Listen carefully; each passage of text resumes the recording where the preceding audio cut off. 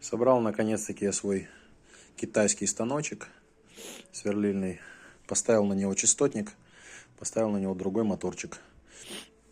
Сделал вот так. Включается.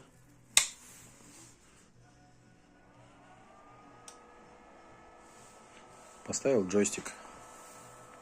Вращение в одну сторону.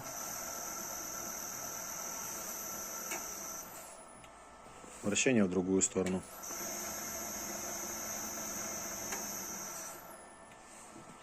И колонна из полуоси от грузовика точенная.